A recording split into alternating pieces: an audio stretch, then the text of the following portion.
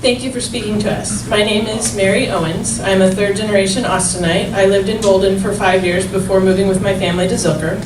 I believe the greatest issue threatening the character of our neighborhoods is creating a virtual gated community that only the rich can afford to move into. You talk about displacement. I would be willing to bet most of the people in this room purchased their houses at a time when Austin was more affordable. Instead of seeing a single $1.2 million house on a lot when the old house gets torn down, I'd like to see 3 $400,000 units. Not helping to keep down the per unit price is the greatest threat to our city, and if CodeNEXT does nothing else, it should be to ensure that density across the board, in transit corridors and beyond, helps to preserve affordability.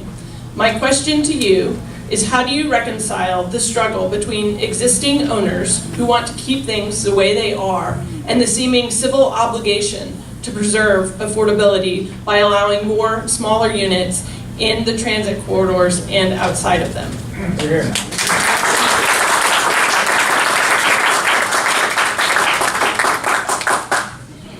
My world is full of grays. You know, you ask me how do I reconcile those, and I reconcile those with the belief that when I sit down with people from all spectrums of CodeNEXT, and I don't talk about CodeNEXT per se, but I talk about values that we have with respect to this community, things that we want to preserve and people that we want to protect. By and large, the vast number of people end up in the same place on those questions of values and questions of principle. They do. Now I recognize that we have different visions of how it is that we get from here to there, and there are different things that each of us fear differently than other people fear in terms of ramifications. I understand that too. But I think so long as we are guided by the principles that I believe we overwhelmingly have in common, we're going to be able to find solutions to this. I just believe that. This is a hard one. This is a hard one, but it is perhaps the most important thing that we will do, because if we do nothing, we fall off the edge of the world.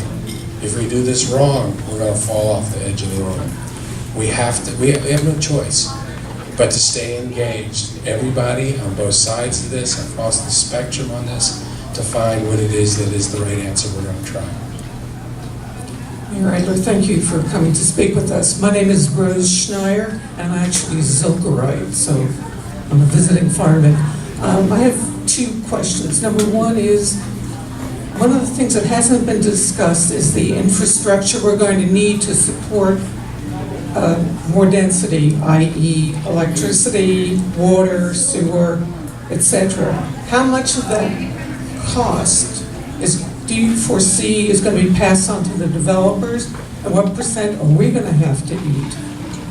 That's my first question. The second one is, my mother is a New Yorker, and when she grew up in the Bronx many years ago, it was farmland then. Well, now it's not, obviously. And the way things happen in New York, the way they deal with this increased density is with better transportation. And that should have been developed a long time ago. Before you build it, you have to have, so that people can have more affordable houses outside and can still commute in, and I haven't really heard a developed kind of thought about what will be available. Expanding rail systems? Please comment.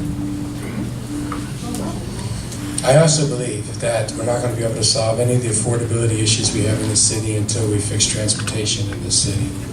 The bond election that we did in November took the corridors that we have in the city and invested them in a way that in the future they're going to be able to be most responsive to high-capacity transit, whatever that high-capacity transit option is.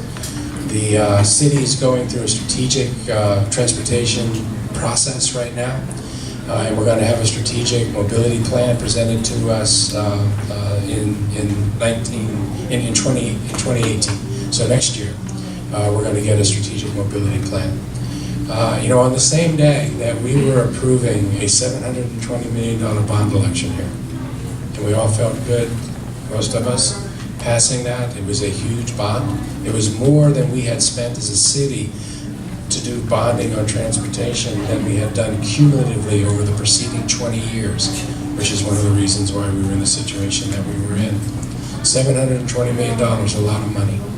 On the same day that we went to the polls and approved that, Seattle approved a mobility package, $54 billion. On the same day that we approved our $720 million plan, Phoenix approved a plan that was $26 billion to be able to do regional planning, to really be able to provide alternatives.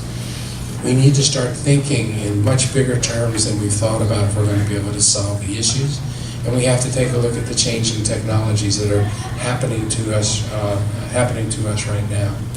I would like to see us have a mobility plan that we're talking about, having gotten past CodeNEXT, which is one of the reasons why I want to get CodeNEXT done, so that we can then pick up mobility in a really large and comprehensive way.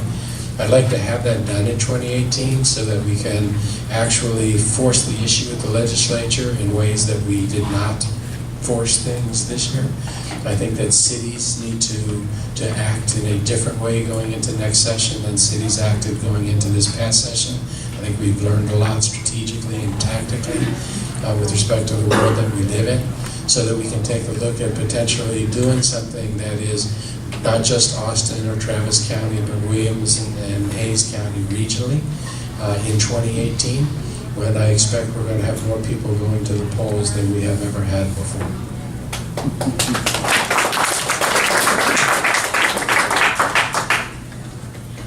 Hi, thank you for coming, Mayor. My name is Cindy Collin. I've been living here in Bouldin Creek for about 7 years. I had the honor of serving BCNA on the steering committee as secretary and as president, and was involved in some affordable housing, the stuff for Oak Creek Village, and I was really happy to see that come to fruition. It was increased density, but it offered affordable housing in a really great spot. So that made sense. But when I'm hearing people talk about density and saying, I'd rather put 3 $400,000 units instead of 1 for 1.2 million, I just think that's still not affordable because the price per square foot is still the same. So I'm asking, and I think to go off of what we were just talking about, infrastructure and not having maybe mass transit, the right roads. We don't have a lot of sidewalks in this neighborhood. I walk my dogs all the time, and I'm always looking out for cars because the streets are super narrow. Wrap it up. But I'm wondering, what other options are there besides just density that are evidence-based that other cities are looking at to help reduce the rising cost of housing?